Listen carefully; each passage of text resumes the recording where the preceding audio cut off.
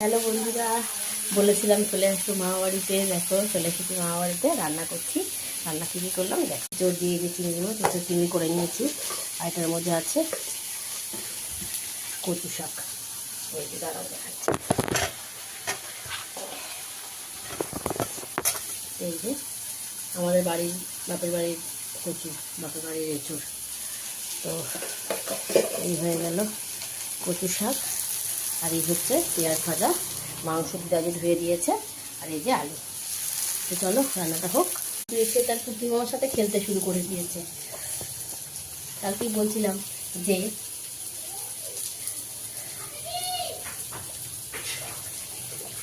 চিৎকার শুনতে পাচ্ছি তো না, এই কুটি মামা আর এই কুটি মামা, ওই যে এই কুটি মামা আর এই কুটি মামা। অনেক বয়স হয়ে যেতে পারে না, তার জন্য আমি বললাম ঠিক আছে চলো আমি একটুখানি হেল্প করে। আমি তো রান্না করতে ভালোই পারছি, তোমার কথা তো জানো।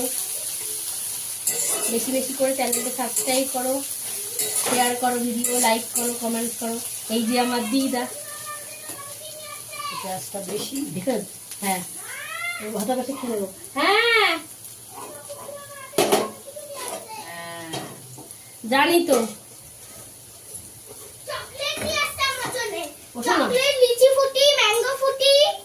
বাবা ওম গরমে বেরিয়ে না বাবা, আর গরমে বেরিয়ে না বাবা, গরমে বেরিয়ে না।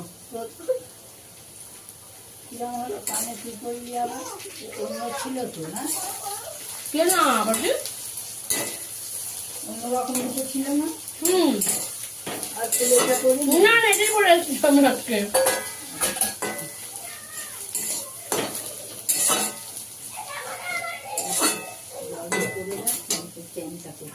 চলো ভিডিওটা এখানেই আমি শেষ করছি, পরে আবার আসছি।